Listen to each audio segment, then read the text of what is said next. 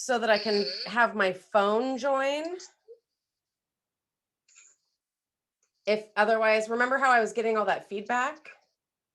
Yeah. I figured out how to fix that. Yay. Okay, so let's see. Participants. Okay, it should be open.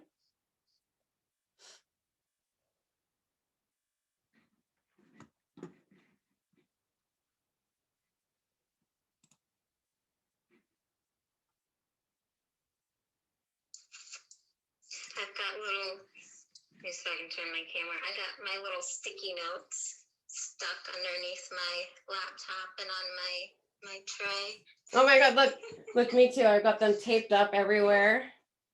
Yours are way more organized than mine. Well, we all live in different places. Where did I put? Oh my God, it's on the printer. I gotta go get it.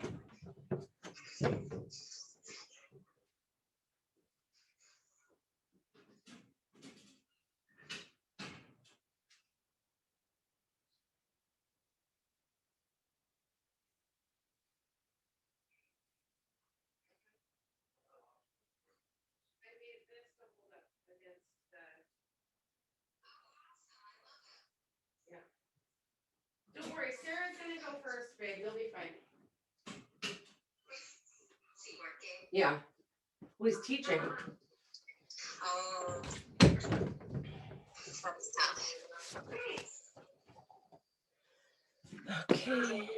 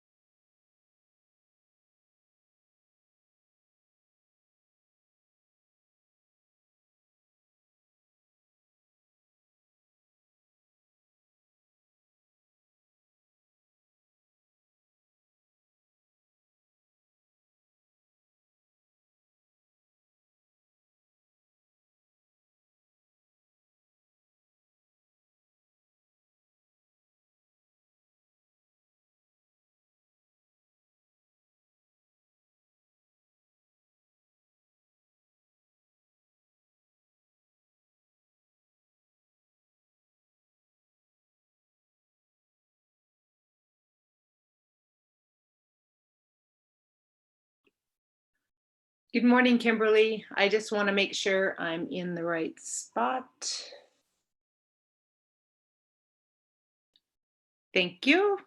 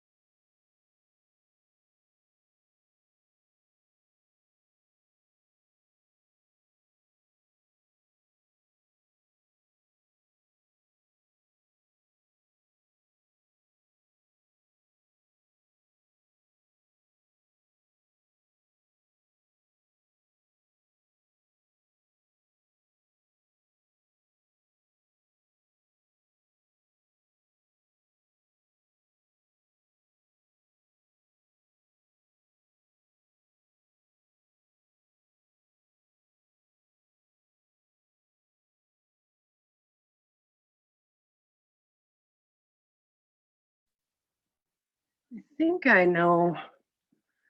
I woke up a little late. Can anybody hear me? Well, you're muted, but can you just give me a thumbs up if you can hear me? Okay, I good. unmuted myself. Oh, hi, I'm Sarah. being a rebel. Hi, look at you. I woke up a little late, so I'm sorry. But Hi, Alicia. let's think positive today. Okay? So, as some of you may know, I'm Kimberly Rowley, and I'm here with Sarah Briggs. I'm an international educator for Thermafuse, Healthier Hair with Heat. I'll be teaching where is she? Alicia's haircut that she wants. I'll be teaching a classic shag and a razor bob using some shag techniques. As a stylist myself, I will be teaching you how these simple, high impact techniques are usable in the salon to help you make more money in less time. So I'm going to let Sarah introduce herself.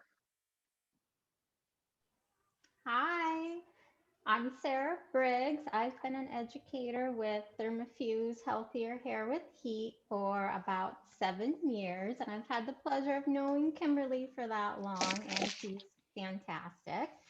I live in upstate New York. We're at a balmy 20 degrees today, and the sun is shining, so it's beautiful. It was like 0 when I woke up this morning, so I'm happy for the 20 degrees. So I'm super excited today to share with you some quick, high impact, simple upstyling techniques. I'm going to try to hit about 4 of them, and we'll talk about that as we get going. So I'm going to give you back over to Kimberly, and I can't wait to get started. Well, so far we're on track here with our timing, so that's good. As you all can see, we're in for a real treat. Sarah is going to teach us some stuff that kind of blows my mind at how simple it is, yet it looks super cool and effective. Because I'm not always the best with updos. I like my cutting, but as stylists in the salon, we need to know how to do most everything. Um, we're going to do our best to answer questions. If you can even imagine, figured out enough technology to put my computer and my phone on at the same time. So I'm going to be in the background trying my best to answer questions or taking notes on your questions while Sarah is presenting. If we didn't get to your question, don't worry. We're going to have some time after each of us present to be able to answer those questions. And then we'll offer a little bit of time afterwards in case we don't get to everything. So just some housekeeping, like any online class, keep yourself muted, take great notes, and then come and see us again. So, wow, we're ahead of schedule by 2 minutes. So Sarah, take it away. All right. Okay. Let me make sure you can see me pretty well. All right. I'm going to turn her so she's facing you guys, the back. So what I want to start off with today is a simple chignon. Now, before I ever start a style with a client, I like to sit down and have a really good consultation with them, because as you know, it's not all about what's in the back of the hair. What the client sees is the front. So I really like to have a good consultation on her face shape.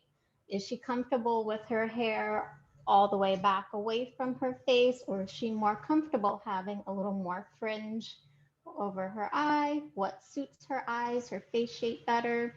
That kind of thing. And then once we get that worked out, then I like to go more into detail on what she wants to see for the style and finish in the back of her hair. Because, everybody sees this. When there's a photo taken, you're going to see the face. So I like to get that out of the way first. So we're going to do a simple chignon. And I've prepped her hair with just a slight amount of wave because I want some volume through the bottom, but not so much on the top. So I prepped her with a little bit of Heat Smart dry oil, about 1/4 of a pump, just a little bit, and a little bit of our 1-pass hot iron activated smoothing cream. And that's really going to seal in the style. It's going to give the most longevity for her, whether it's smooth or wavy. So I'm just going to take out the sides about ear to ear, and I'm going to leave those out. And I'm just going to comb keep this super smooth. I like to start off with a very clean canvas. That way, if you wanted to go in and mess it up a little bit later, you can, but you still, you're starting with something smooth, because if you decide you want to keep it smooth, then you're good. So I'm going to gather her into a ponytail right at the base of her neck, right at the base. I'm going to take an elastic.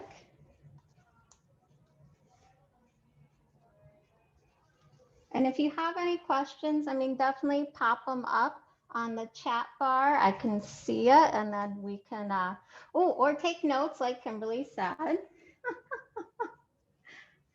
right, so now that I've got her in a ponytail, now I'm going to gather the sides.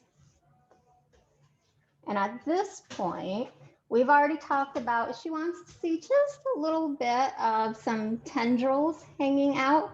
So what I like to do is just kind of massage them out. I'm not just going to like pull pieces.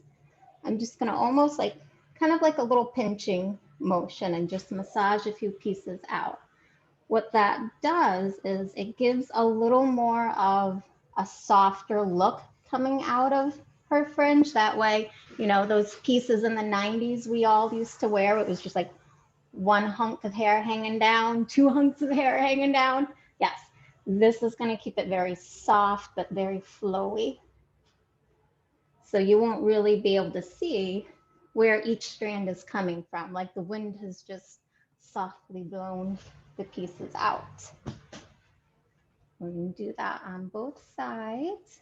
So now that I have her gathered into one ponytail, I'm going to add another elastic. And the reason I'm taking two, like I'm not just taking all of this, I'm pulling it at the base of the head. This gives a little softness, a little flexibility for what you want to do with her front pieces. You could leave it a little bit softer, a little more blousy, and then put it into your secure ponytail, whereas this is nice and tight to the head. So I know when I secure this, it's not going to go anyplace. You could even do something fun, like some fun braids here, pull them together and then attach them to the ponytail. Then they're in there solid. Right, now that I've done that, and I'm just doing 2 twists, give it a little tug. And I'm going to take a little bit of my tack, a little textured taffy. I like to put it on the back of my hand, then I can access it easily throughout the style. And this is just going to keep everything super smooth,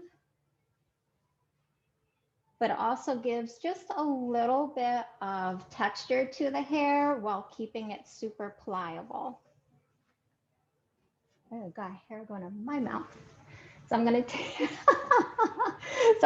take, I took 1 rubber band and I've attached it to 2 bobby pins.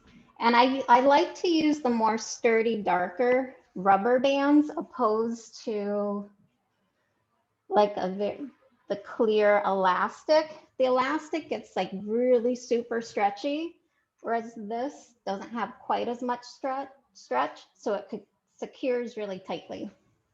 Starting to stutter. All right.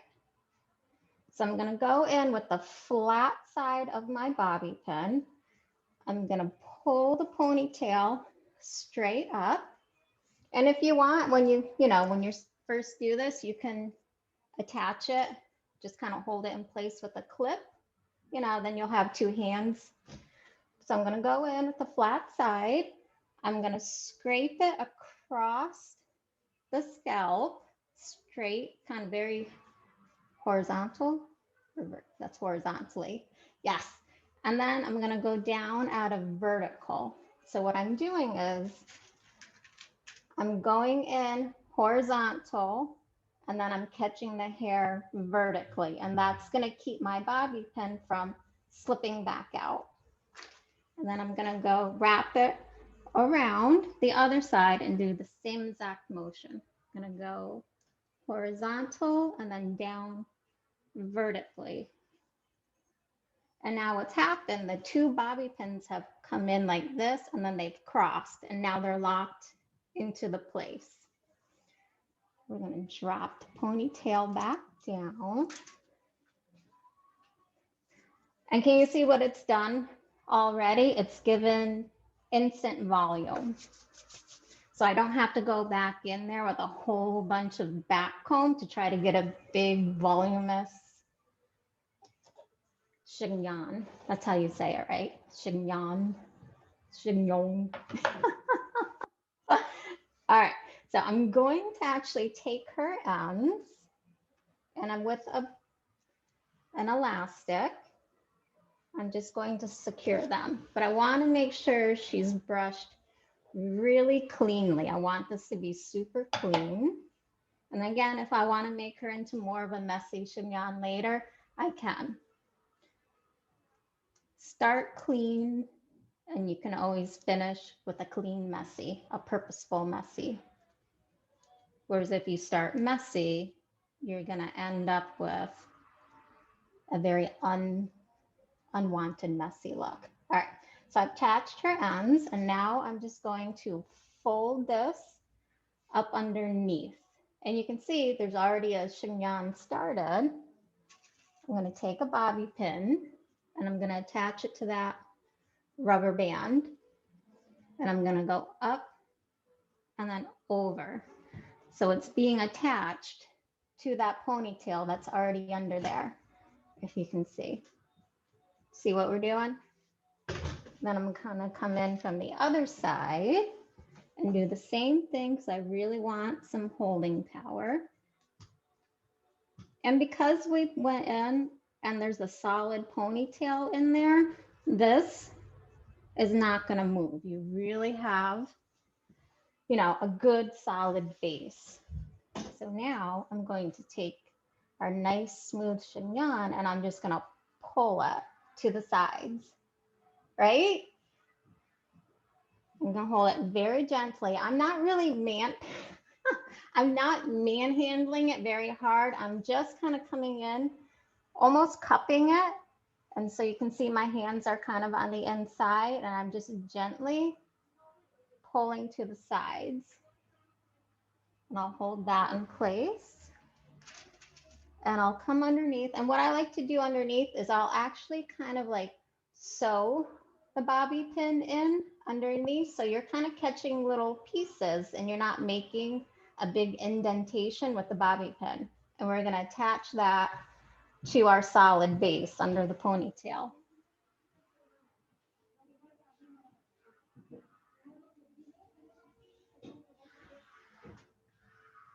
So that's one side. Then I'll come in and I'll do the same thing on this side.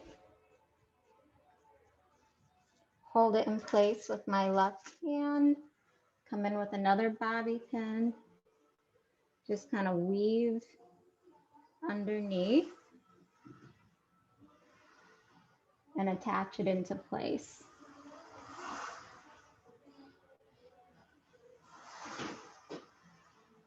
You can pull it, spread it out. And if you feel like, you know, you want to have a little more secure up here, you can do the same thing. Come take a little bobby pin, come on top and pin it in place. And I tend to, you know, where I'm holding the hair is where you want to pin it. I mean, if I'm holding it here and it feels pretty secure and then I pin it, you know, a couple inches away, well, now I just lost what's secure.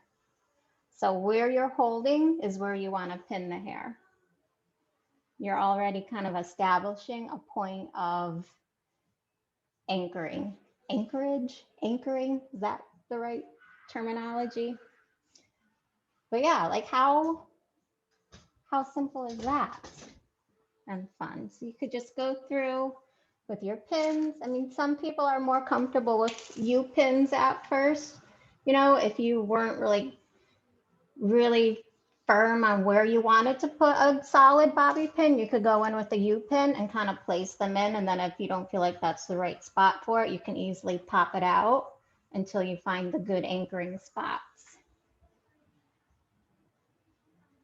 So yeah, and then if you wanted to make her a little bit messier, you could just kind of pull these pieces a little out, kind of massage them to give a little messy look. And if you start to split, you know, just pull pieces of the ponytail until you're really happy with how that looks.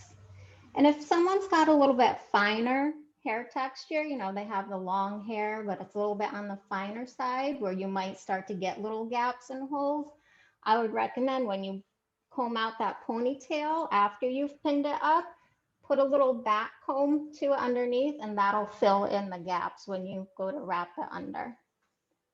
Good. What do you think? We happy with that one? Awesome. All right, let's jump to our next girl. I'm really excited about this one.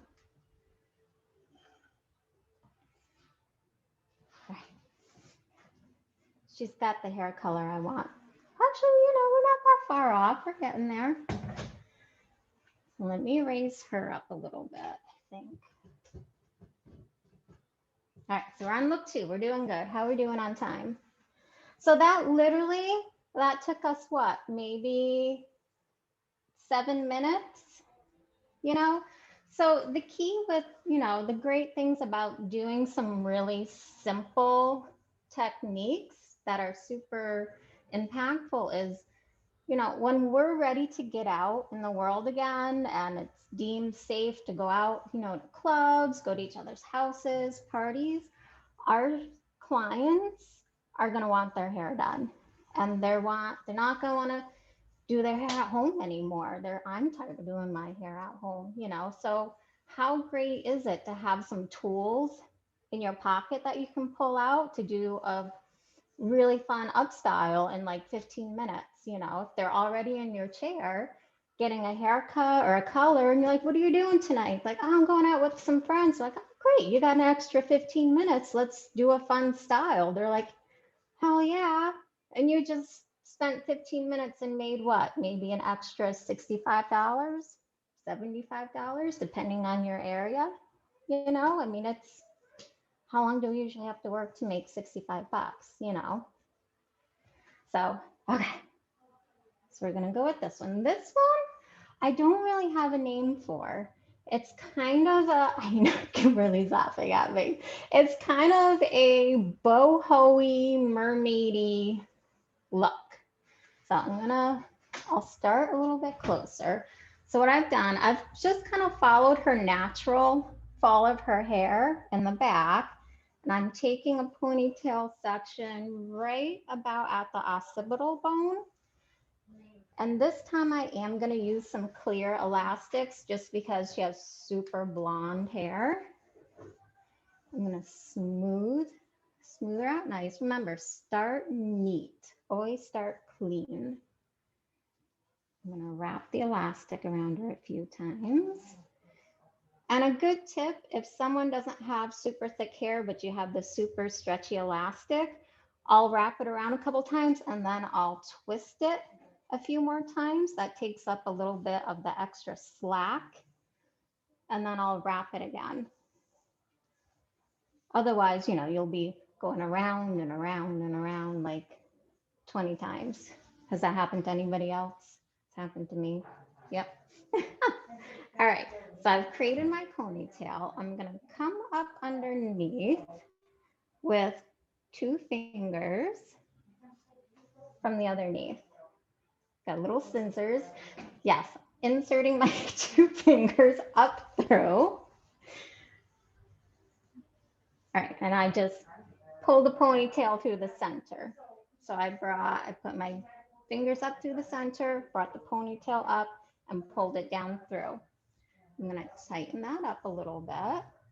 It's kind of like your, topsy-turvy thing from the 90s. I had one and I used it a lot. I still have one and I use it in other styles. It can be useful still.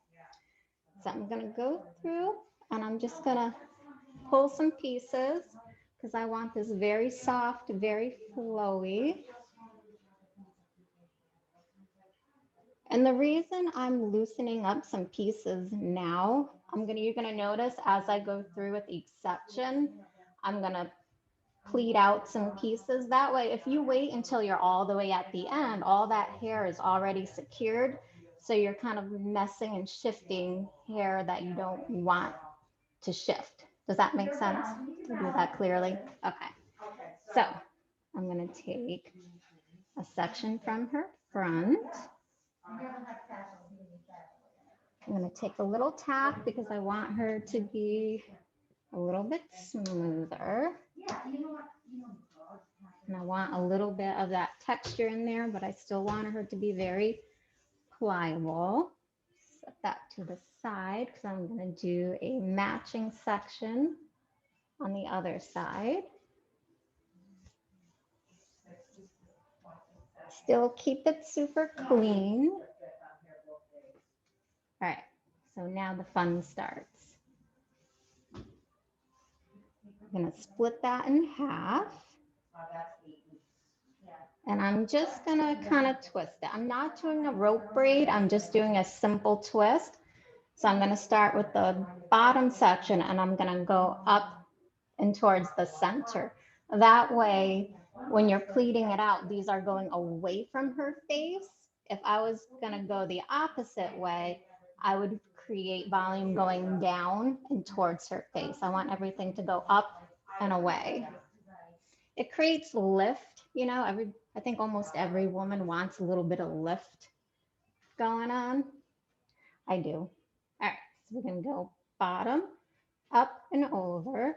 And we're just gonna go a few times.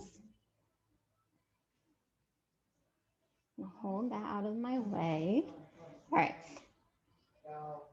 And then, you know, when you first start doing this, if you wanted to, you could stick a clip in it, you know, it'll be fine. Get it out of your way if you're not quite comfortable holding it in one hand while working with the other hand. So on the other side, I'm going to do the same thing. Make sure you can see, starting from the bottom, going up and over, and just bringing it to meet in the middle.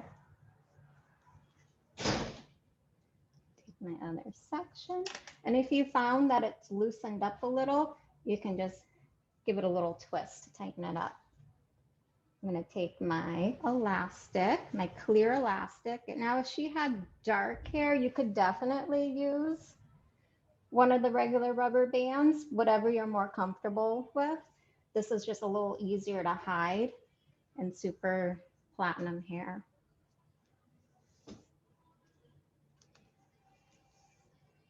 I'm going to twist that around so I'm not wrapping as many times. Tighten it up a little bit, and I'm going to do the same thing. I'm going to put my fingers through like little bunny ears, pull it and wrap it through, give it a little pull, and now I'm going to pleat these out. And I'm not taking big sections when I'm pleating them out.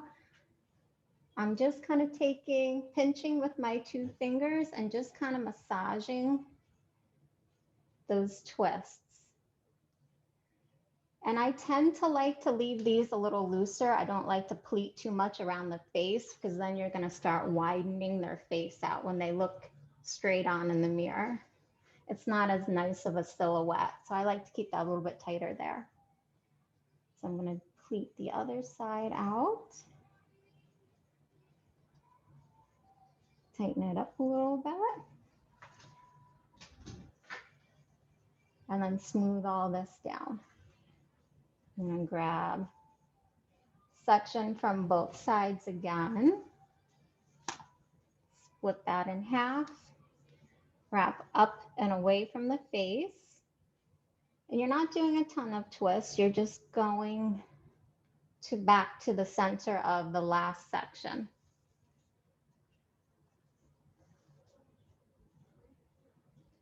So this is kind of, you know, you're seeing on Pinterest all the boho brides and all the loose, soft waves, you know. And then you have clients come in with 2 hairs on their head and they want this style. Exactly. I've had it many times. So this is perfect for that.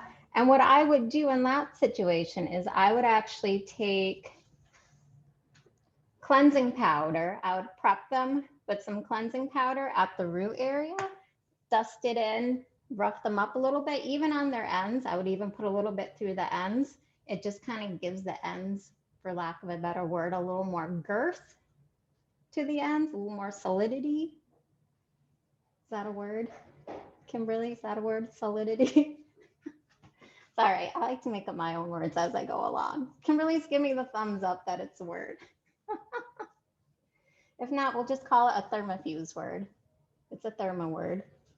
All right, so I'm going to attach this one again, wrap it, a couple twists.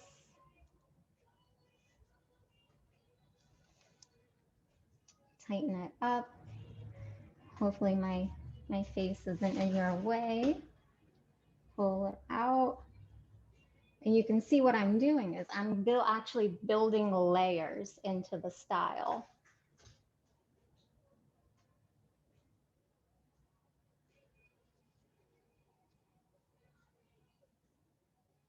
And then tighten up. So there's really, you know, she has all of this going on, but there's no pins yet holding it in. What we could do, like say you had no clear pins, I mean clear elastic, and she had super blonde hair, but all you had were the black ones. This is an easy style for hiding those, because all you would have to do is just kind of pleat these out a little bit more, take a pin, weave them together, and voila. It's like magic, they disappear. I'll actually, you know what? I'll use a couple dark bands as we go. And then when we're done, you can see how easy they are to get rid of. So we're wrapping, wrapping, wrapping. I'll usually leave just a little bit of space, so I'll wrap a little bit past what I know I'm going to use. Up and over.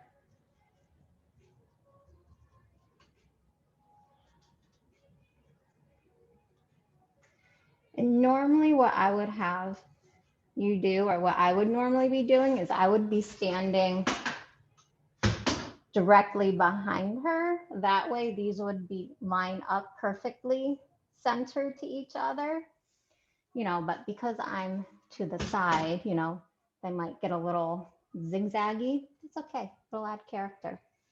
I'm good with character. What's the thing you did on the ends? Kimberly asked me. I missed that one. All right, Kimberly's typing. Oh, was that on the chignon? Were you talking about? Yes. So what I did on the ends with the chignon, very good, Kimberly. I totally forgot to mention that. After I did that final ponytail and I put the elastic in, I actually, what I'll sometimes do if she's got really long hair, I'll just kind of, almost like we do with a bun, pull half of the ponytail through. And then you also have a little extra hair to use in pinning. So that's what I did with the chignon. Okay, so tighten this up, pleat out some more. Pleating and tug. So what do you think? Is this something y'all think you can do pretty easily? But look at all of the impact it gives you. And it's not something your client is going to be able to do at home very easily, which is good for us because, you know, we want them to come in and spend their money with us, you know, make up for the how many months everyone was off of work. Now we're back in the salon. Because let's face it, what have our clients been doing this whole time? They've been on Pinterest, they've been playing, experimenting with their hair and not quite getting it right. So now that we're back, you know, we can do something fun for them that they can't do.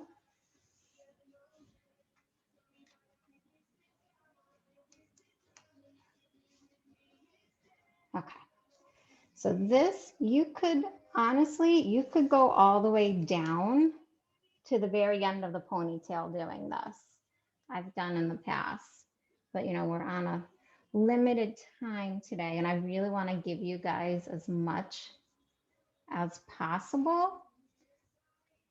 So you would just keep going, and when you got down to where there's just the ponytail, you know, secure it, give it the twist, come around, just keep taking halves from under the ponytail until you get to the very end. Or if you just wanted to stop here, I would just gather in my elastic. Another super stretchy elastic.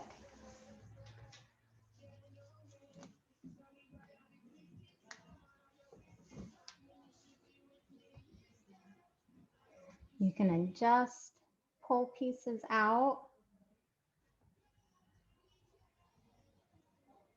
And I know I told you I was going to use a black rubber band and then I got all excited and I kept using the the clear ones. So next time, but if you wanted to hide them, they're super easy. You just could kind of take them, pleat these out. So that's covering that. And your pin will just disappear in all this volume. And what I always like to wrap the rubber band with a piece of hair. So I'll take she's got a ton of hair. So I'll take a good sized piece from underneath, wrap it around.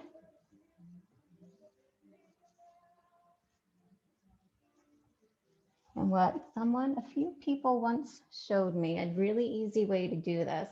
I'll take a U-pin and let me get up close. Let's see, I'll leave a little extra length so you can see. And I'm gonna weave that underneath what I just wrapped. And it's gonna poke through the top. I'm gonna take another U-pin and I'm just gonna gather the hair in that U-pin, come from behind the other one and just feed the hair through. She's got a lot of thick hair. I took a really big section. Might not work. All right, let's do a smaller section. She's got too much hair for my little tiny U-pins. Here we go. Here's more of a normal strand. Wrap her around. And bring my U-pin up from underneath. So I'm bringing and I'm pushing the round part up and under. I'm going to just kind of feed the hair through the center of that. And then I'm going to come around.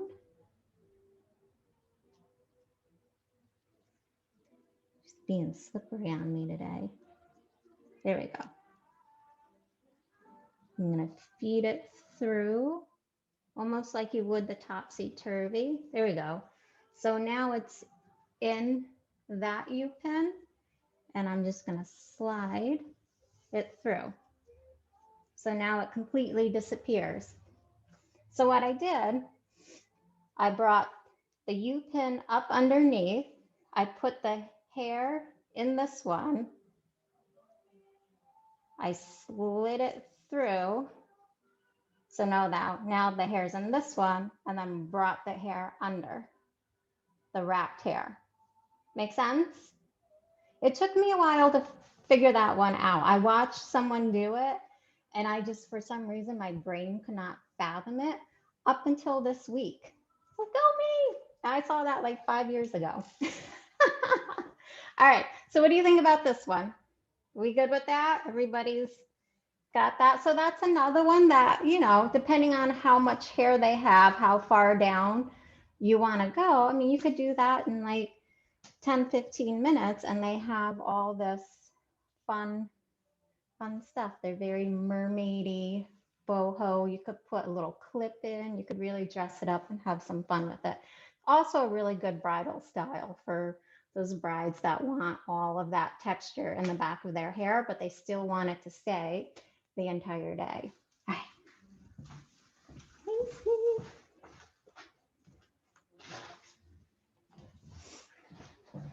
Okay, so this is going to be another kind of fun, textured, soft up style.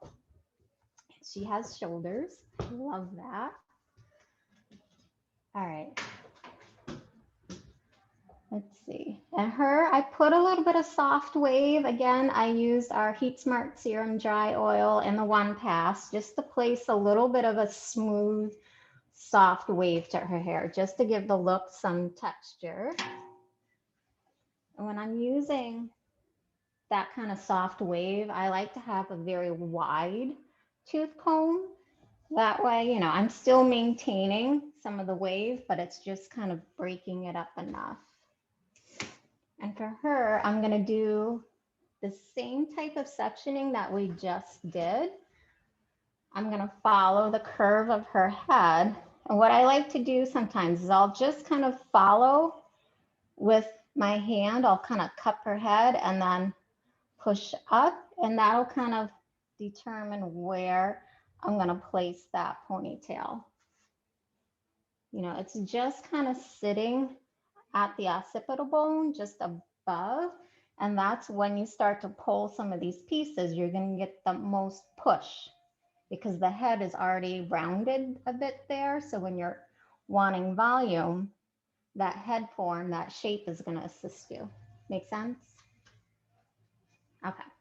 Sometimes I don't know if I make sense. It sounds like it makes sense in my own head, but you know, it might not to other people.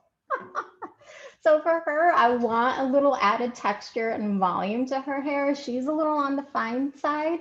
So I'm gonna go in with our classic cleansing powder just to build up some volume.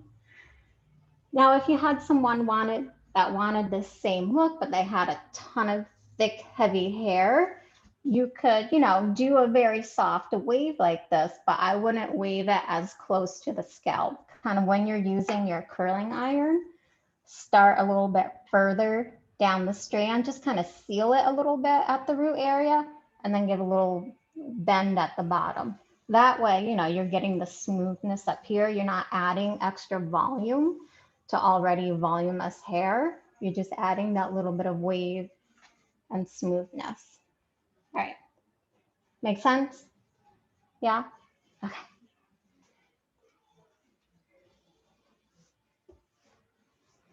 So I'm gonna do that same center ponytail. And am I at a good view for everyone? Yeah, okay, sweet. I love interaction.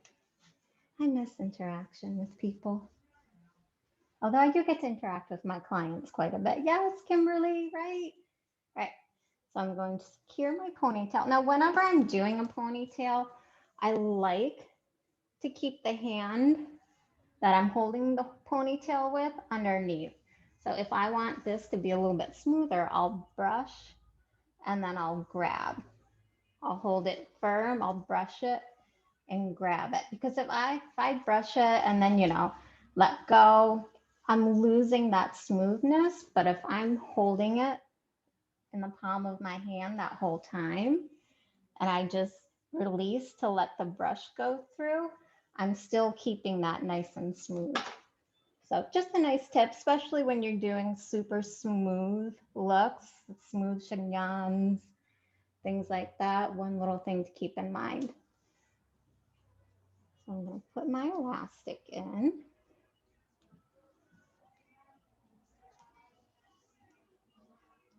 I'm going to pull a few pieces. I want her to have some nice volume. So I'm going in just with my pinchers, and I'm not taking huge sections. You can see when I do this, yes, my little pinchers. I'm just pinching little pieces and pulling. So just little ones. Just gonna pinch and pull. And think about it, when you're pinching and pulling, pinch and pull where you want to see the volume. So if I want to see volume, you know, down here and I pinch and pull, that's where it's going to bubble out. If I want to see volume more on the top and I pinch and pull up here, can you see how that just shifted, you know? So keep that in mind whenever you pinch and pull something. Where you pinch and pull is where your volume is going to be. So you can't pull down here and expect to have volume up here, vice versa. Okay. So I'm going to take two sections from the side again, just like I did in the previous one. And you know, she's got some nice wave in there, so maybe we'll leave some tendrils down. And kind of pinch and pull those out, massage them out. So she's got that little windswept look.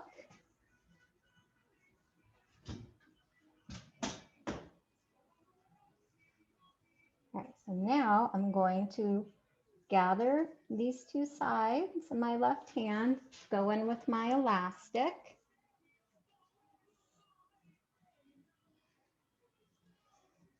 Do it pretty tight. You want this to hold. And again, try to keep it clean. Like, see, I caught a little bit of the ponytail there in my elastic.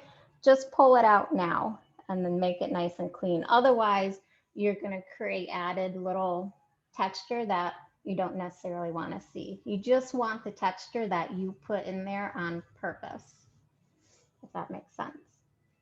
So I'm gonna go in with my 2 fingers and I'm going to shift to the left and down. So I started with my palm up and then I'm turning my palm down to the left.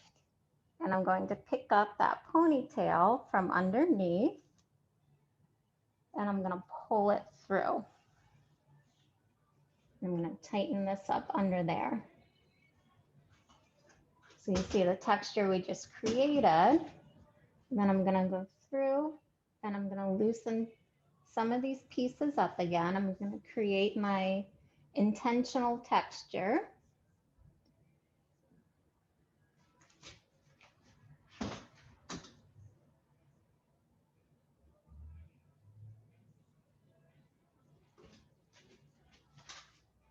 And then I'm going to come around. I'm going to take 2 more sections from the side.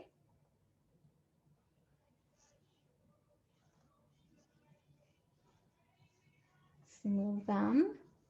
I might take, if she's feeling a little frizzy or she's not quite cooperating, I'll take a little bit more of my texture taffy. If I want to calm some of those frizzies down, or if she just has a lot of layers in her hair that I want to see lay a bit smoother, I'll just go in with my texture taffy and smooth them out a bit. Okay.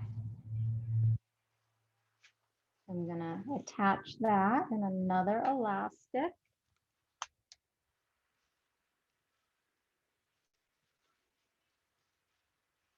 And then this time, we're gonna go the opposite way when I bring my fingers up. So I'm gonna bring my fingers through. Actually, I'm gonna use my other hand because that's a little less confusing to me. So now I used my right hand to turn left. Now I'm gonna use my left hand to turn right. I'm gonna pick up the previous ponytail from underneath and my 2 little bunny ears that are upside down. The bunny is getting a head brush and pull it through. So now I'm getting that motion of from left to right. You could keep, just use the one hand and go, but then everything's gonna go to one side. So it's another option. You could do it. I like a little bit more kind of back and forth. So I'm going to create my intentional texture, pull some pieces out.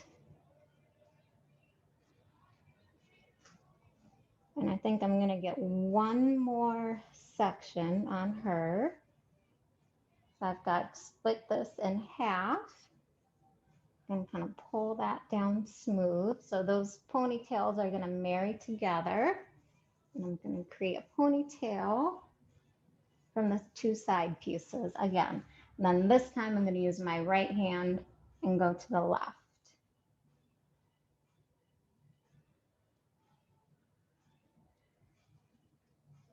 Oh, and I think we're doing okay on time. We might actually get to the 4th look. We'll see. That one's just kind of a fun one that I wanted to throw in there. We'll see if we get to that. All right, so I'm going to put my right hand in, my 2 little bunny ears, and I'm going to start with palm up and then turn so I'm palm down.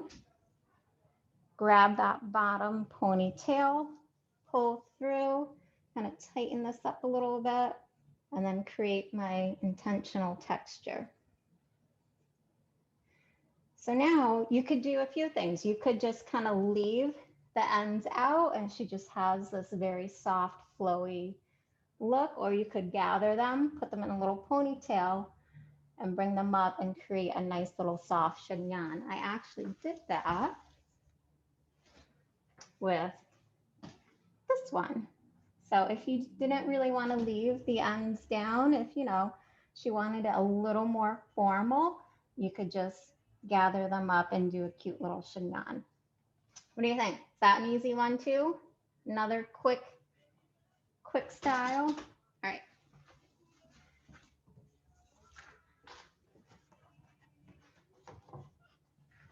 Now this one I'm having fun with. All right, this is just kind of a fun kind of introduction to like the whole braiding diamond braid world.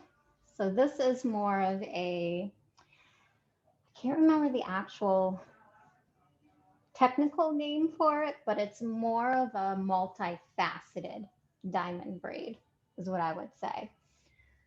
So I'm gonna see, let me bring it so you can see what I'm doing. I'm gonna split this ponytail in half. You don't have to do it on a ponytail. I'm choosing to do it on an already ponytail just because it's easy to show. You could just do it, do everything down and do it just close to the head if you wanted to. But I'm gonna do this for showing purposes. So I've split her in half. I'm gonna take a piece from underneath and I'm gonna take a little bit of my texture taffy and I'm gonna run that through this piece just to really keep it clean and smooth. All right, I'm gonna place my two little bunny ears. That's like the theme of my styles today. I guess are bunny ears. It should be bunny ear style instead of simple. So I'm gonna put my little bunny ears. I'm gonna feed the end underneath that section. Can you see what I've done? I'm gonna bring the tail, loop it through, and I'm gonna pull up so it stays nice and tight. I'm gonna take a section from the other side, just from underneath, marry it in. Keep my little bunny ears, feed that underneath, loop it up and around, pull through the loop and bring it up tight. And I'm gonna keep doing that over and over again. Loop through my bunny ears, pull it through, bring it up tight. And you'll notice as we get towards the center, it's gonna fatten out and it's gonna start to make that diamond shape. Try to keep these pretty even in size so one half of the ponytail doesn't end up much thicker than the other one.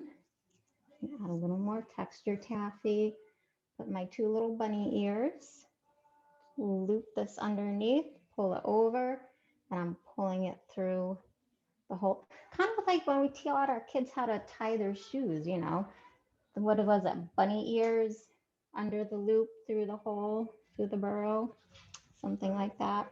I wasn't that creative when I taught my son, but my mother was. Up through, pull it tight, and you can see what's starting to happen. You've got these nice, it's wrapped nice and tight on the sides, and you're almost getting like a braided look going down the center. How are we doing on time, Kimberly? Oh, we're doing pretty good. Look at that. Wow. Little bunny ears, pull up through, pull through the center, tighten it up.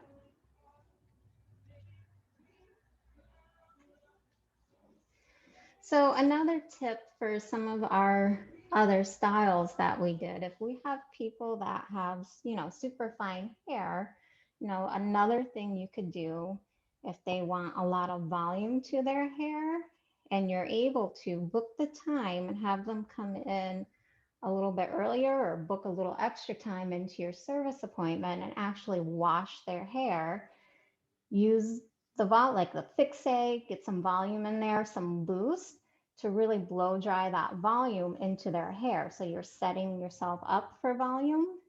I've found that helps a great deal opposed to when I have someone with really fine hair come in and it's already a day dirty because we've always told them don't wash your hair, the day before. So if we can have that luxury of washing their hair using a good the volume shampoo in their hair, and then blow drying some Fix-A and Boost, that will just set us up for more success.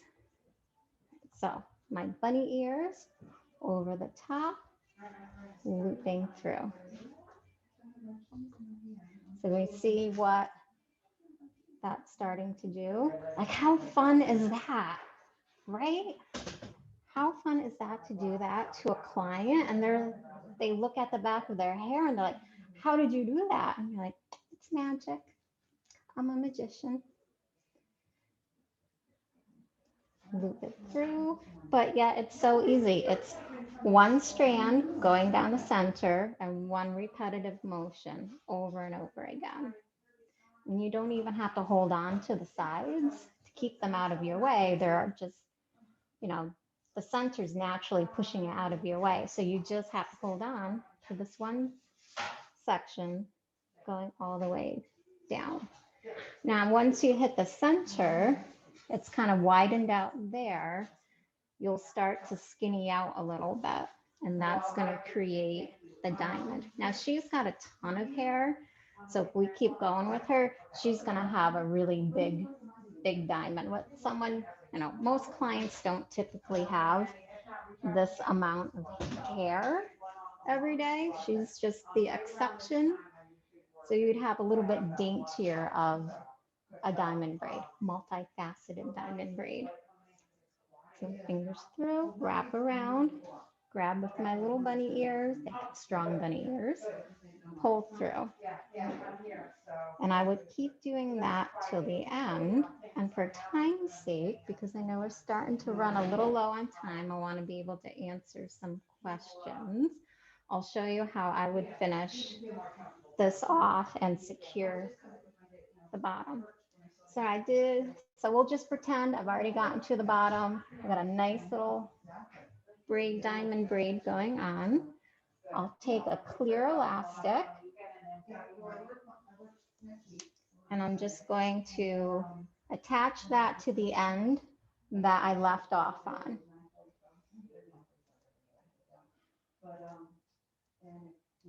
Wrap it tight. I'm doing that because instead of just pulling, both of these together and securing it, there's less room for error. So this, I know it's already snug to this ponytail. So if I attach it, there's less room for it to wiggle out. And then I can go in and I can put these two together with one elastic.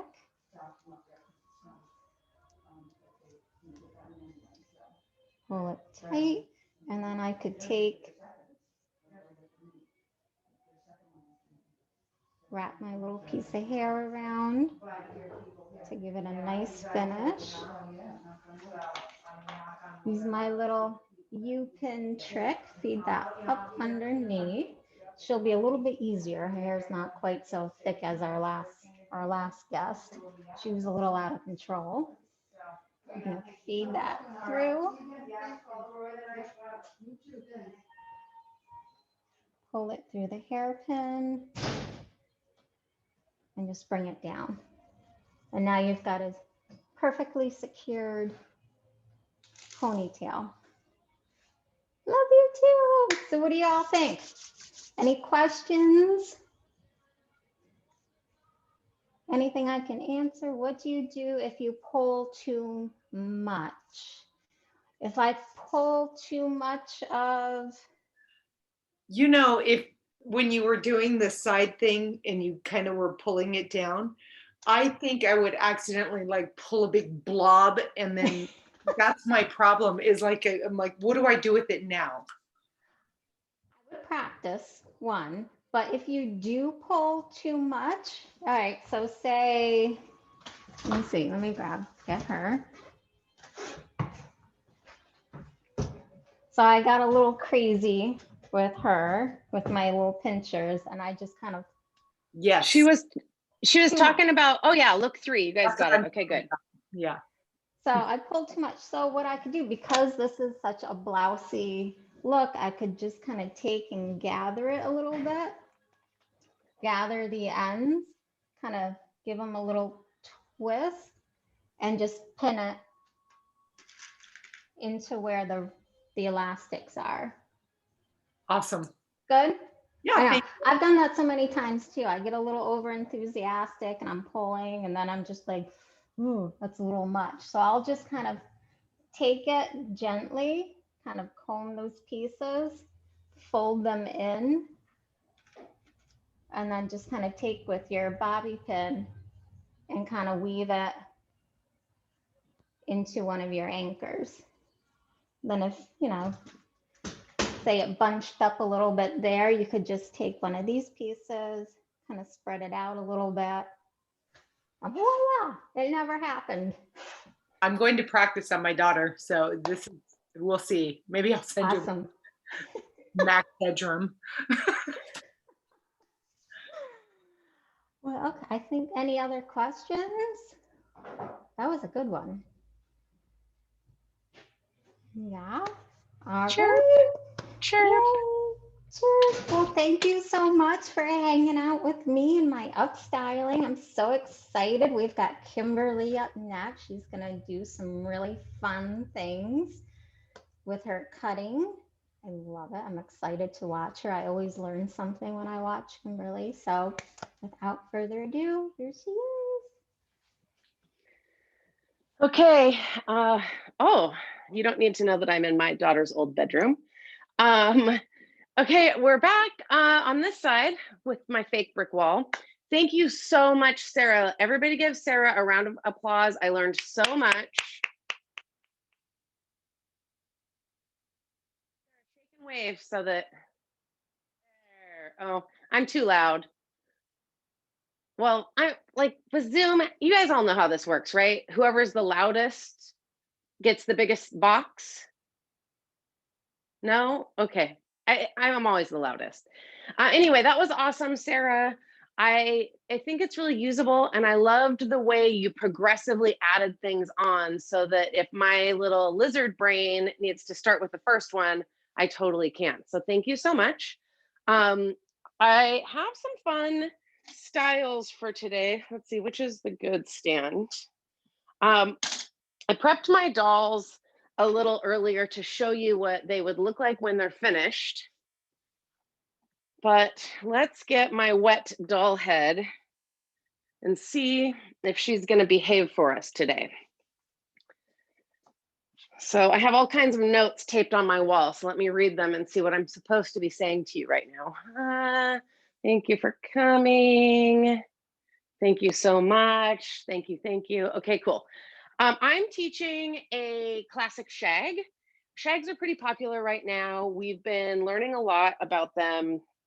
And I just thought I'd go back to basics, how I learned to shag in beauty school, but I'm also going to add a few touches to it that modernize it a little bit, but just a little bit. When I first graduated from beauty school and started going to hair classes, everyone was like, my client asked for 3 layers and I don't understand. Why does she want 3 layers? Well, when Sarah and I were coming up with this class and kind of working on content, I was going to do some crazy 5 million different carving out haircuts. And then I started realizing, why don't we just break down the shag in a way that's simplified. Oh God, hold on. You guys don't need to look at the rest of my daughter's old bedroom. There we go. And when I was kind of breaking it down for myself, I realized, well, the way I would cut it really is 3 layers. You've got your high impact section on the top, which is going to be where your main layers live.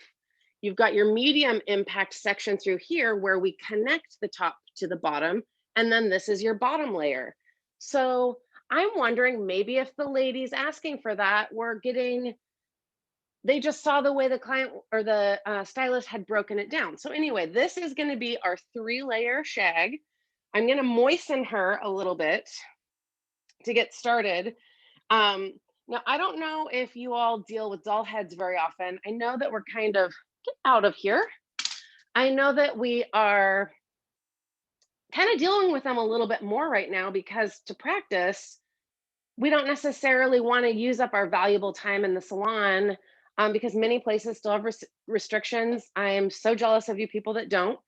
But we're working with doll heads. So I prepped my doll head with, Sarah's good at making this work there. Is that, can you see it? This is 8 Elixir.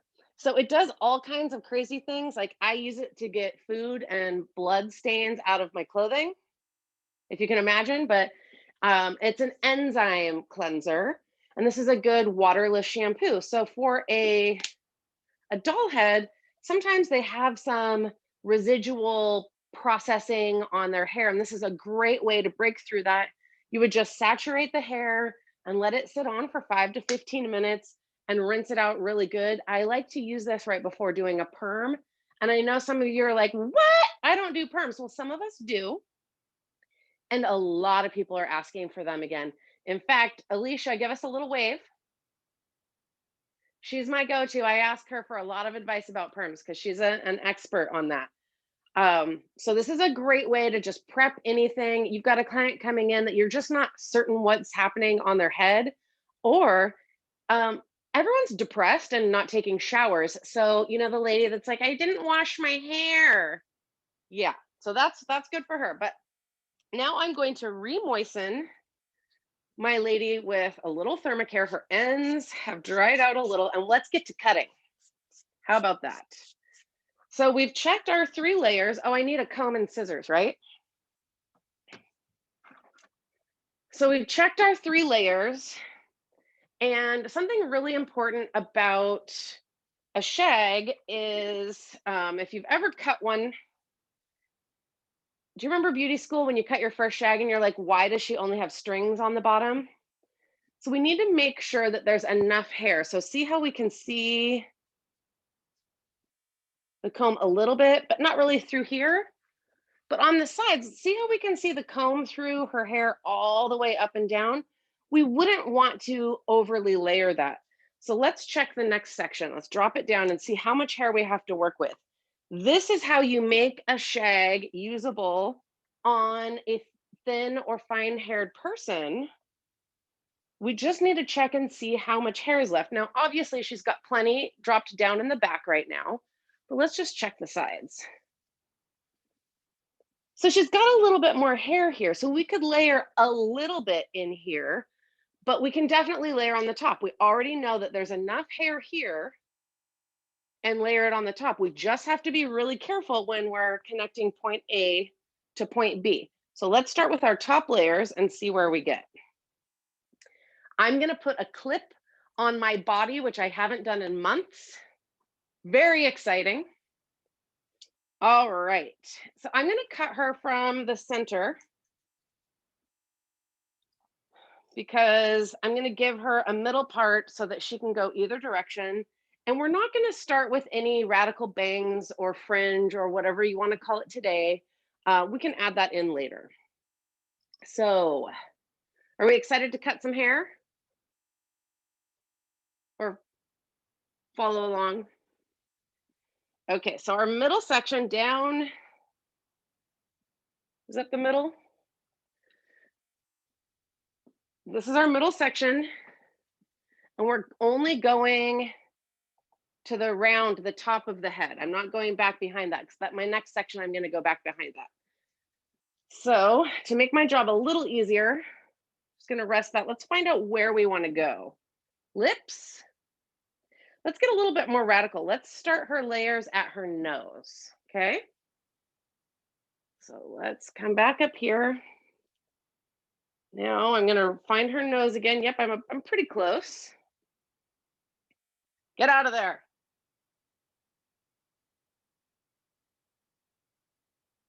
We're just gonna cut. Cut it off. Ooh, that scared me. I almost cut my finger off. Wouldn't that be funny to do on film? Like, hey, this is my live class, but I need to run out and get some stitches real quick. Okay, the reason why we didn't take this section in our first one is then it would be buckling, but now we're going to bring it around a teeny tiny horseshoe coming around. And we're still working in that original top third. So do we see how this section goes around? Little horseshoe. Classic shag, guys, gals, folks. Classic shag, folks. Here we go. So it's buckling. We're going to just come up a little bit to help relieve the buckle. So it's like you're pulling a string straight up towards the ceiling, which is 90 degrees in most places, but not everywhere. So I like to use body parts and room parts for my math because angles don't always work in my brain. So these, it's a string or like a vacuum is sucking all of our hair straight up towards the ceiling. Okay, one more. So now this should be the last part of our top section. It's a little horseshoe. So I think if I remember from beauty school, this is a stationary guide. Yeah? Does anyone remember beauty school? I used to say it was the most fun I ever had sober. It's probably not an appropriate thing to say, but you know. So here we go. But I was young. Weren't we all young in beauty school?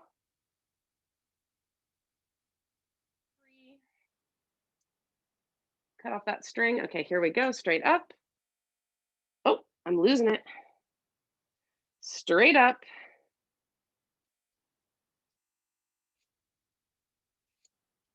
Ooh, don't cut past your second knuckle. Guess what I just did? That's okay. We're no stitches yet. All right, so let's go to the other side. I mean, who knows what'll happen in here, right? My husband was like, are you sure you want to teach from the basement today? Because the dogs might come in. All right, so we did that first side, which was the left side. And we're gonna move to the right.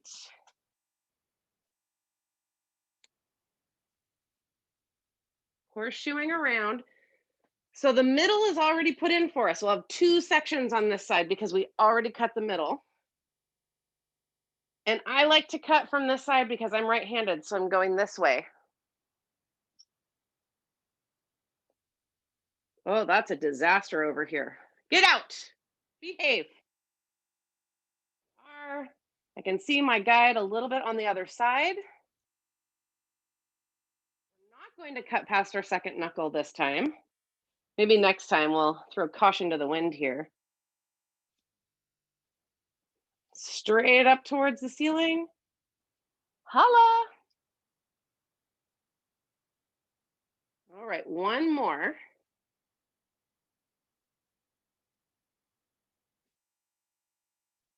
I remember a hair class I went to early in my career when I was still like going to classes all the time and so excited. And I saw this lady with these big scissors. Just pull it up and cut it. And I wanted big scissors so bad. And she's like, here, try mine. And I put them in my hand and it was like, I mean, these are kind of big, right? But they were like sewing scissors. I don't know. They had these giant handles. Like, how do you cut with those things? When at that point, I probably had like little 4-inch scissors. Okay, just a few strings here. All right, so we've got our layers in. And you know what we didn't do? We didn't cut off the bottom to figure out where our length is going to be. So that's a good thing to remember, that we still have all of this hair down here that we have to incorporate. All right, so we got our top section. She doesn't look too crazy, but there's some layers in there.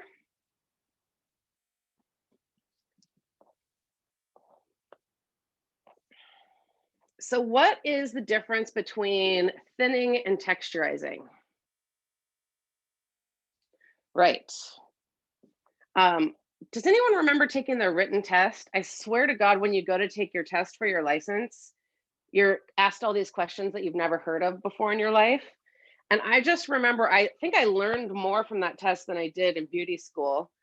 they're like, how do you remove bulk? And all out of all the questions, the only thing that made sense was layers.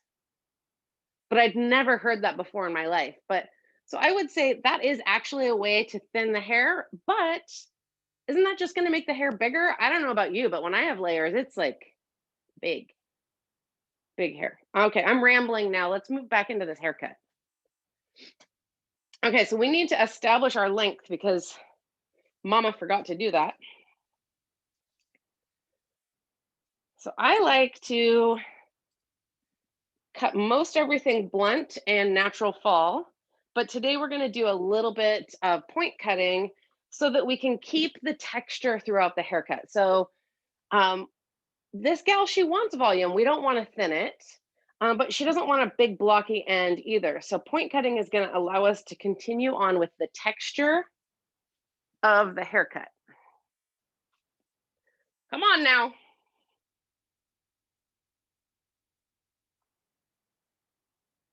So natural fall. I'm going to bring my comb down and see how she has like, can you see strings? I don't even know if you can see them. That's what we're cutting off, is her strings. So this is Margaret. She has been staying home and she's finally coming back out to the salon because she's just sick of it, right? So she's coming out. So we're going to cut her natural fall.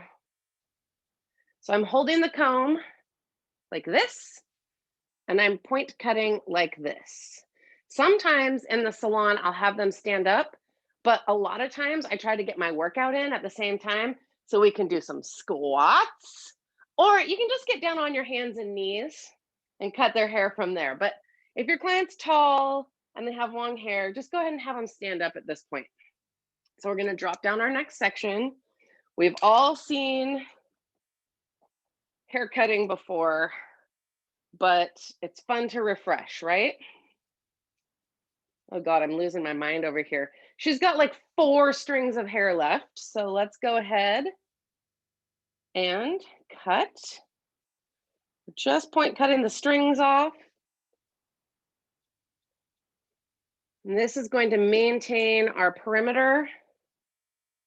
She's barely got any strings in the front. Those will all be gone before the day is through. All right, let's move on to the next section. So normally I would start her haircut like that just to get rid of the strings, but you know, like I said, Mama forgot. Let's move in here. Okay, separating the front from the back. We will marry them together again at some point, but right now they're engaged and they decided to live separately until they get married. Oh God, hold still. Don't get angry at me. All right, there we go.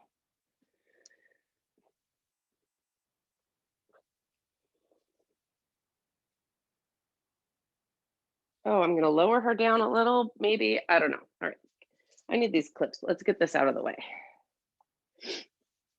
How are we doing? Is everyone having a good time? Am I rambling? How am I doing with time? 11:15. Oh, we're doing good.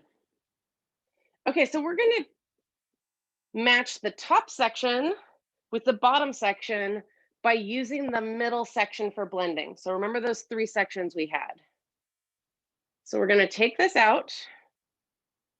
Let's see if we can show this with my background. Can we see this pretty good? Do I need to zoom in?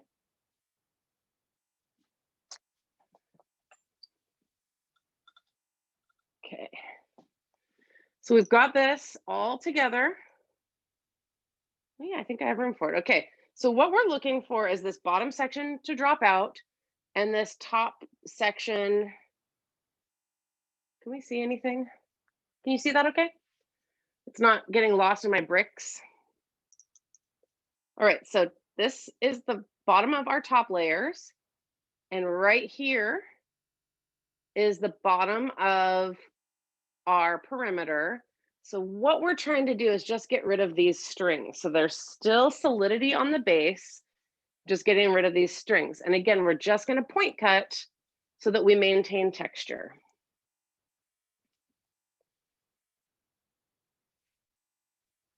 Take the next section, and you could do this with a razor, you could slide cut, you can do all kinds of things, but I'm just gonna point cut. So bottom drops out, the top is there, cut the strings.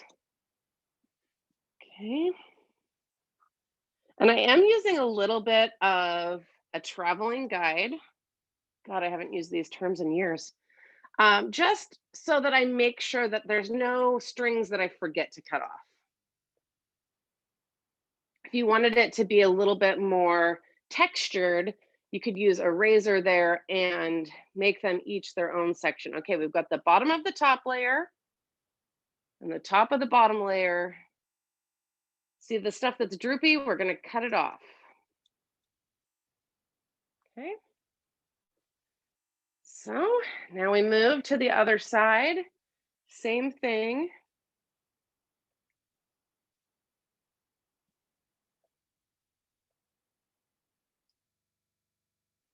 Bottom of the top section, perimeter drops out, point cut, and one more.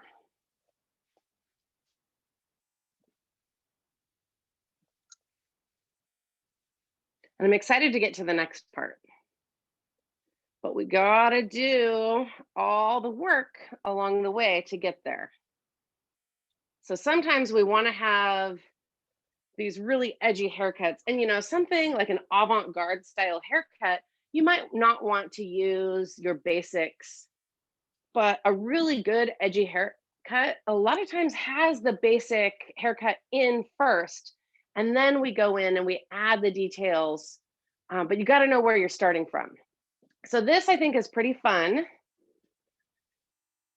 Let's bring that front section in. I'm going to get rid of the back. Remember, they're living separately until they get married. This is a really fun way. You know, in the past, we would blend this in like here, right? And we would just go, and that's great. And that's the way I've been doing it for years and years and years. But I really like this new technique of taking just about an inch section next to their face and pulling this out. So this is going to popping out for a little clip here. This section is going to live back here. So this is the part we're going to blend, and this is going to give that really great forward swept face framing pieces that you can sweep back away from the face. But this is going to give those great short hairs that looks like you have layers in the front. So going to open, close, open, close, open, close, working down the section. And when I got to the bottom, you know, I took off a couple inches. Can you see that? So we took off a good amount of hair through here. But when we drop this back down, there's still some bulk coming in here and a little bit of length. And I know those strings look ugly. Don't worry, we'll fix that. All right, go to the other side. We're gonna do the same thing. Where'd that clip go? So 1 inch. And this is also a great way to deal with the bulk of someone's hair. She's a little thicker on this side and a little thinner in this top section. But somebody with thin, fine hair, you would easily be able to decipher by making these two sections how much hair you wanted to use for their face framing. So same story, but this time we're going to turn our scissors the other way. Open, close, open, close, open, close, open, close. Back and forth. Just chew it off with your scissors. Okay, drop this down. Now there's strings, but these strings are going to take care of themselves because yay, she's getting married. So let's marry the front and the back. She's mad. Okay, so we're going to take this section right in front of the ear and right behind the ear. We're going to pull that out and up. And the same thing like we did in the back. You want to make sure that there's still some length there. So let's look at this again. Do you see there's bulk here? Bring this up. That's falling out. That's perfect. We want the bottom to be falling out and just want to cut off the little strings. But we wouldn't want to do that before we cut the front because we want to make sure that there's still some hair left where we need it. So she's got some beautiful shaggy layers. Same thing on this side, a little bit in front of the ear, a little bit behind the ear. My technical terms, a little bit, a pinch, a smidge. She barely has anything to cut on this side.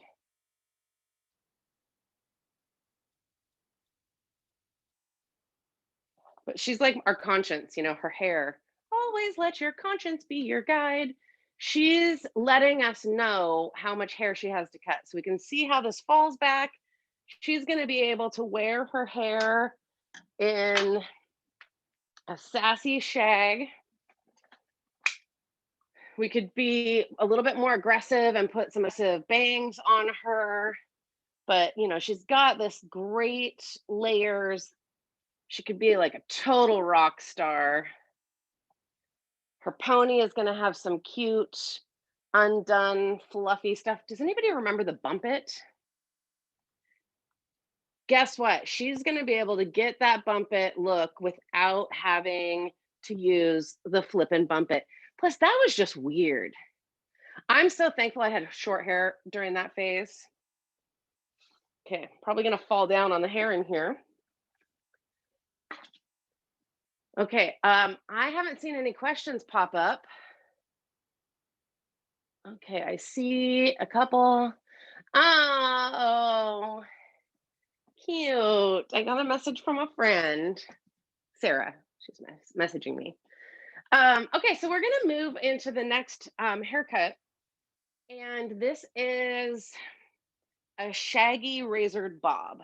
So this is going to be appropriate for somebody that's maybe got a lob right now and they're just sick of it. Or this lady that comes back in is, you know what, I really like my shag, but cut it off. She's been wearing long hair for a while. She got her shag and that was really fun, but she's like, I just want to have a little bit more fun. And so she's going to come in with her razored bob. Now, she also has psoriasis. Where am I going with that? Or you must be wondering where I'm going with that. There we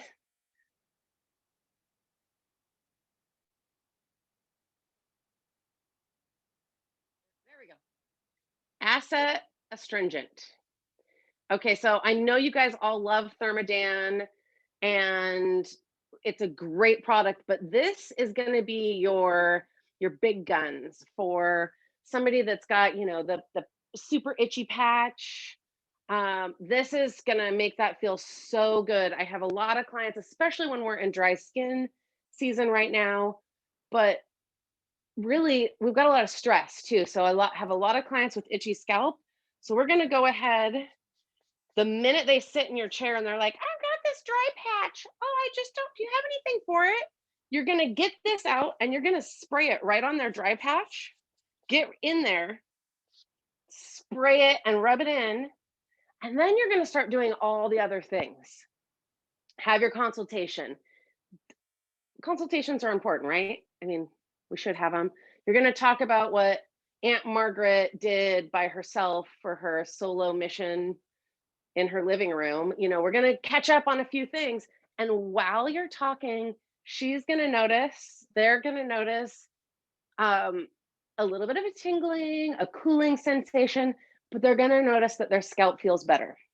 We're going to put it on before we shampoo and then again after we shampoo, but right when they sit down, be like, oh yeah, hey, and go around. It sells itself. So that's Assa astringent.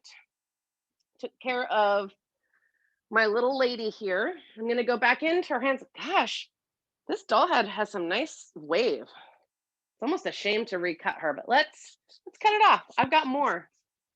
I prepped another one just in case I mess something up really bad. And I had them all prepped and setting along the sink in the kitchen. And My son came out and he's like, "Whoa, what's that?" Oh, don't you love being a hairdresser with all of our doll heads? Okay, so I'm gonna re-moisten her, and here's our razor bob. So if I wanted to do this in the salon on somebody that had long hair, I would go ahead and cut just like we just did the layers on the top and leave the perimeter, and then we'd go in and razor that off just like we're going to do right now. So I would actually cut this in a similar fashion in the salon. Um, have you ever started working in the back and you're going up and you're like, wait a minute, where am I going? What happened? How do you get lost. Have you ever gotten lost in a haircut? Raise your hand if you've gotten lost. Especially if they have thick hair, it's easy to get lost. So getting rid of that bulk, removing weight, and getting that all in there ahead of time is really helpful. We are traditionally taught to start back here, but sometimes I think it's better to start here. I find like my pixies and my layered haircuts, I start here because that is what she sees in the mirror. This, if you jack this up, you've got a lot of time that you have to work on the head to make things come back together.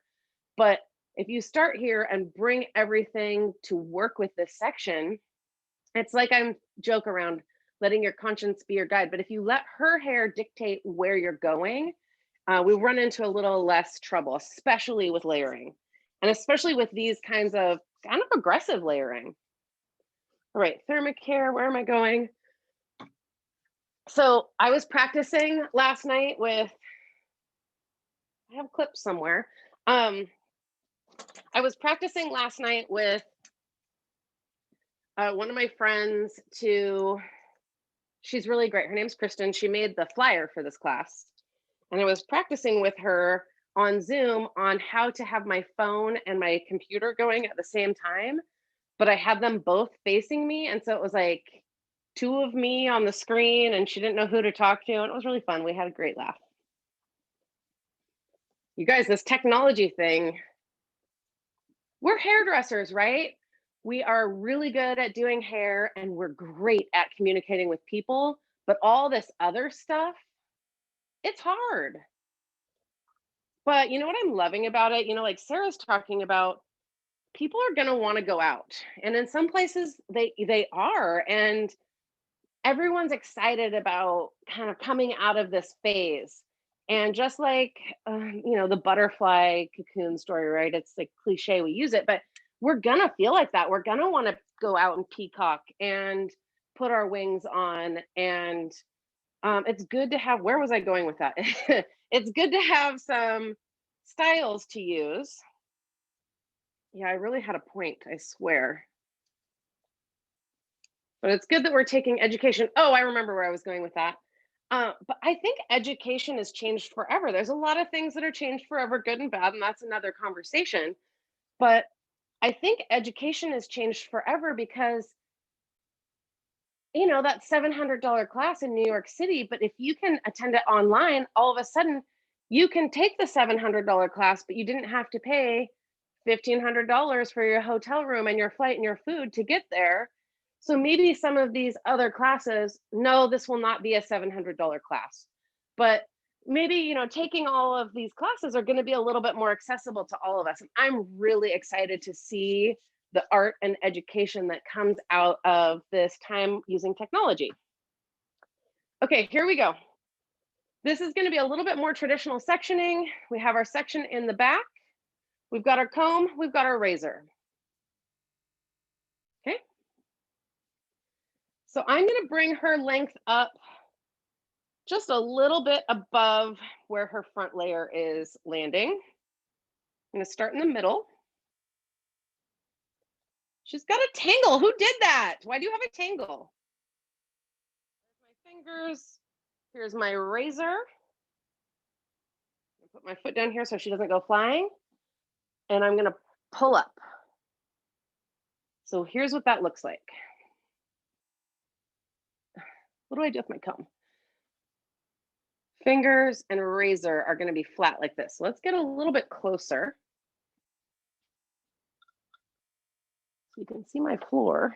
That's pretty. Okay, here we go. So here's my fingers. Here's my razor. It's flat on my fingers. Line it up with the section before and pull straight up. Okay, not quite straight up. You're gonna pull it towards your eyebrows.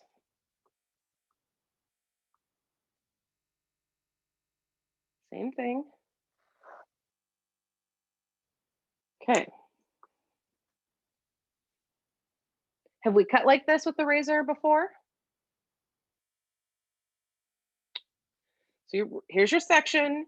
Here's your razor. It's flat, just like our, I wanted to say phone, our comb was flat when we were point cutting before. We're gonna do this is exactly the same. Everything's flat. To add the texture, where some might say it's a 45-degree angle, I'm pulling it towards my eyebrow.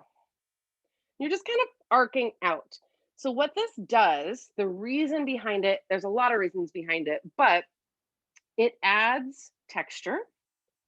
It can encourage, in theory, encourage the hair to cup under. So if you've got that lady with a lot going on in her neckline and her nape, and it's hard to control, this can help it encourage to cup under, especially once she puts the round brush on it. It will want to cup under. It's also an awesome way to add texture to fine hair on the bottom.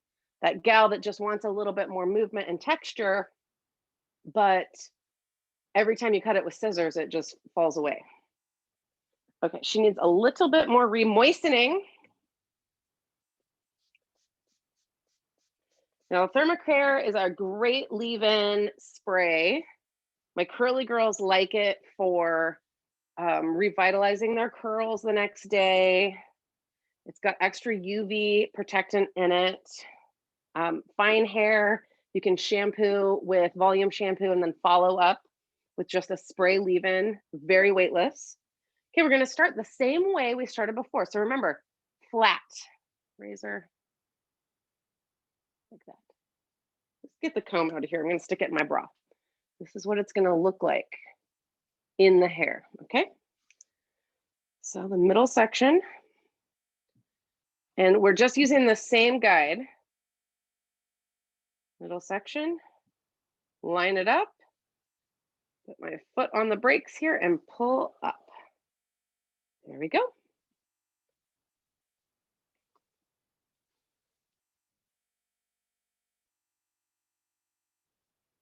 Okay. Why before? What's the why before, Sarah?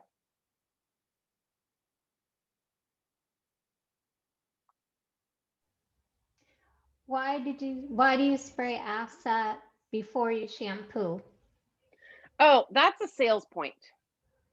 Oh, So okay. that is just letting the client have time to experience the difference of the asset while you're having your consultation and talking and doing all of the things.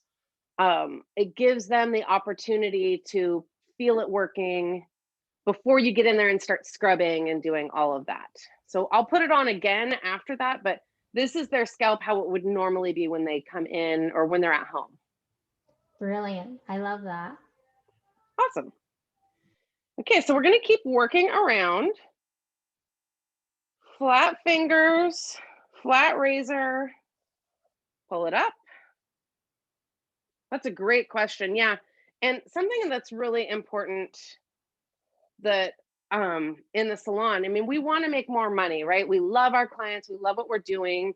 We wouldn't ever sell them something that they don't need or want, but we want to make money. So, you know, in the morning when you get to work, take a peek at your retail shelf and just see what you have on it and sell what you have, right? So sometimes I want to talk about this product that I love and have, and I'm like, oh shoot, I ran out of that last week.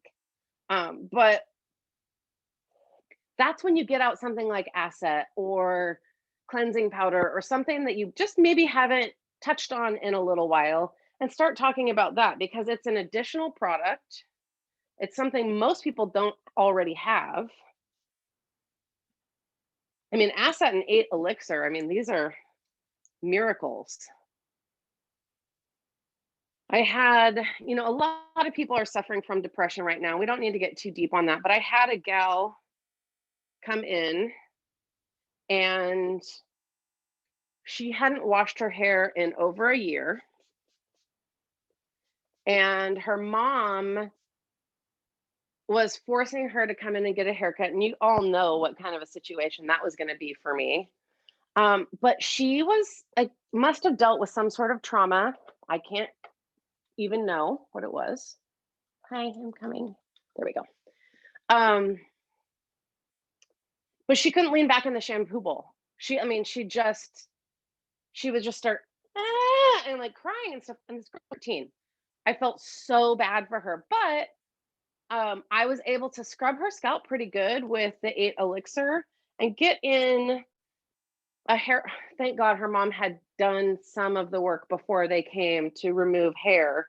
So I was just cleaning everything up, but I was able to get in there. And also it was a empowerment thing for her to be able to wash her own hair without her mom having to come help her scrub or anything. You know, she'd just gone through a little bit of trauma. So anywho, we're getting back up through our haircut.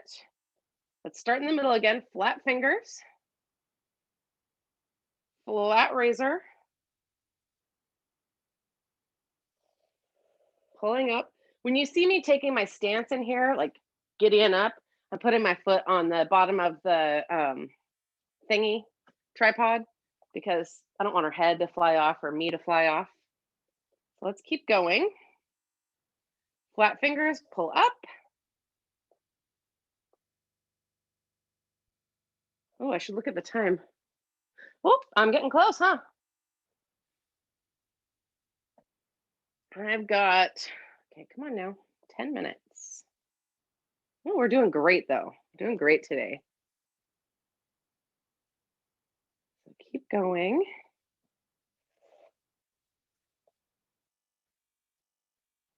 Going around our doll head. Okay, and I'm just gonna drop the whole thing down. There shouldn't be very much left to cut. Maybe a little bit more in the front connecting, but there shouldn't be very much in the back.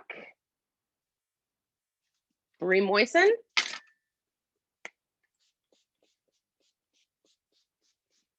Isn't it so weird that we can go to a class in our living room? Okay. Pulling up.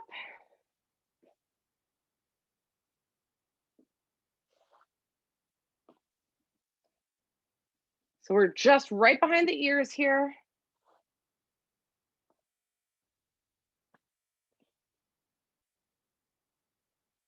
Where's her ear? Hello? Lady, where's your ear? I have to keep my foot on there. There we go. Just right behind the ear. So there shouldn't be very much left to cut at this point, just some strings. Okay, now you can leave the front if you want. Not on this side. That's like, what in the world? When I was practicing this with Sarah, I did a razor going forward, and she's like, okay, but I mean, why are you using the razor like that? I'm like, no. So I've been thinking about that, and I'm gonna cut that part with scissors because you can go forward, and yes, that will sort of help push the hair forward, but she's got a lot of texture in here. This is just solely to add some texture in the back. And if I've got some strings here I want to take care of and I want to be a little bit cautious with them, I'm going to grab some scissors. So I have special scissors that I use for fine hair. I just threw my comb on the floor. Okay, when that kind of stuff happens, did you see me getting crazy? We just do the hokey pokey and you turn yourself around, because sometimes you're going in circles and that's what it's all about. Okay, same thing here. We're just going to point cut the strings off. And there's more strings on the other side. Whoo, lady, where'd that come from? But remember, she was finer here when we did her shag. So that was left for her shag, but it's gone for her bob. Point cut.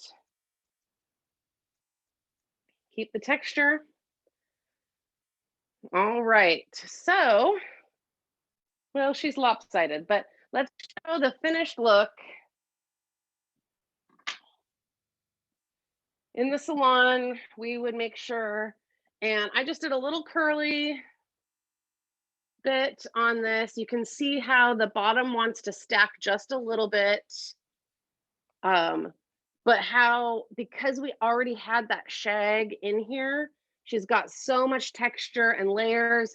And if you wanted to get like really radical with her, you could give her some volume on the top. And she's real cute, right? Hi. Do you like my body? Okay, so those are our shag haircut and our razor bob haircut. Come on, lady. I gotta say, I kind of do like this captive audience situation that we've got here, because you know, at hair shows, I mean, it has to go both ways, but Sarah and I have worked at a lot of hair shows, and you're in the middle of something and people are asking questions and you're like, huh, what? And there's all this noise. And this is just so calm. And I'm hoping that you feel like you're getting your questions answered too, which brings me to, that is my turn to answer questions. So do we have any questions? Did we have any on the deal here? Oh, I was wondering if someone was gonna get into that product. Yeah, I kind of dug my own hole talking about products. And I really was thinking about how to approach this situation. I'll answer that in just one second, Siobhan. Product stock. I can give you all a list of what we do have in stock at this time. I'd be glad to. I've been talking to the owners a little bit about what way we want to approach this. And, you know, I've worked with the company for over 11 years and we've gone through this before. Ups and downs, right? And it really struck me when I was talking to Jared the other day that they're a small business just like us. And we're all trying to navigate our own situations.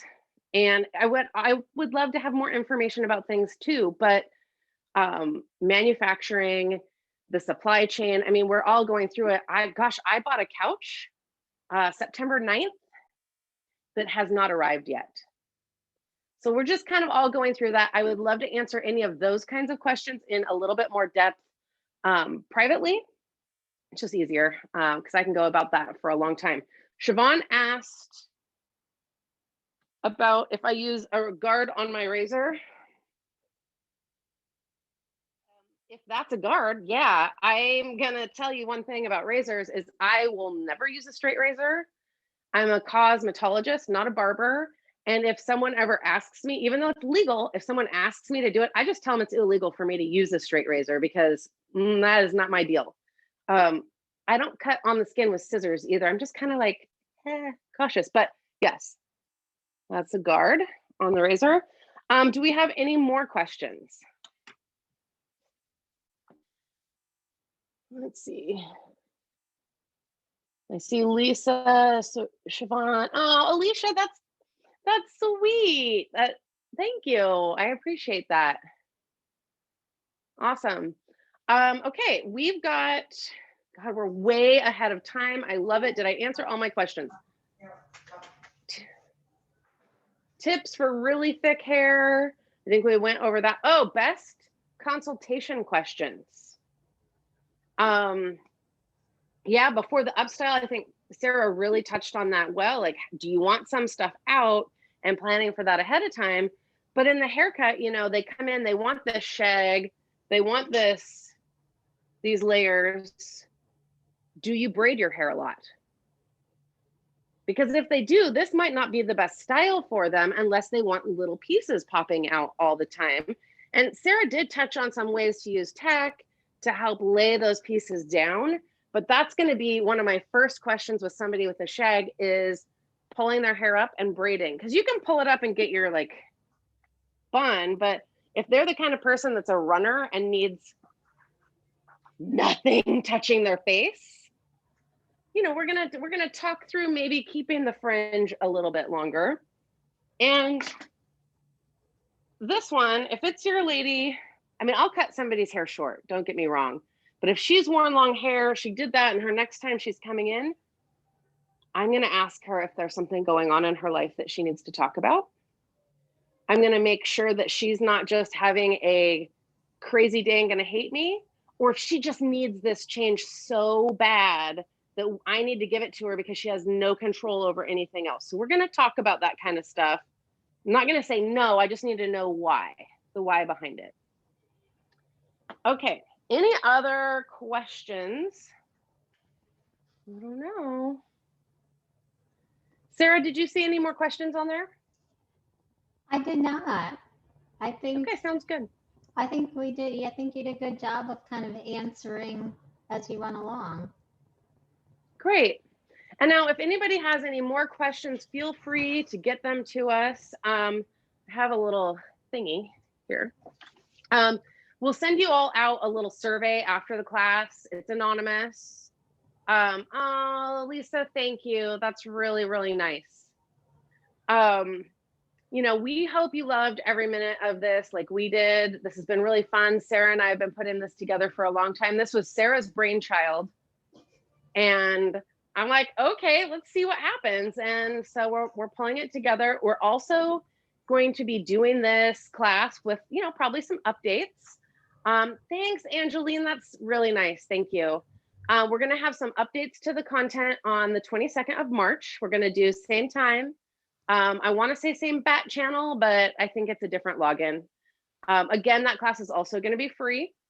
So if you want to see these techniques again, practice them, and then come back with more questions, we would love that. And, you know, we're going to make some. Oh, thank you, Alicia. Yeah, pop in, Sarah. So also we wanted to mention, go home, like, well, you are home, but get your mannequins out, or even when you're working with your clients and you do some of these styles or the techniques, take a picture, tag Kim and I in them. She's going to hold up our little handles because we would love to see the work that you're doing. I think so this is us. And I mean, I could be fancy and put this in the chat or whatever for you to copy and paste, but this is how I roll. So this is how you spell our names, I think, because it's backwards to me. And that's how you find us on Facebook and on Instagram. And these are our personal emails if you want to get a hold of us with any questions anytime. I mean, there's a lot going on. We want to see your work. We want to stay in touch. We want to do more classes. So let us know all the stuff. Did I hold that up long enough? I put it in the chat as well. Oh, you're so good. See, this is why we have two of us doing this, okay? So this may have been my thought to do this, but Kimberly is the one that pulled us all together. Yeah, two heads are better than one, right? Yes. Well, and thank you all for coming. Applause to you. As always, you're the elite. If you're doing a class right now, you are the elite hairdressers, because we could be, I don't know, painting our walls or something right now, but you are an elite hairdresser for being here. Sarah and I can't wait to see you again on the 22nd and again in the future. Love you all.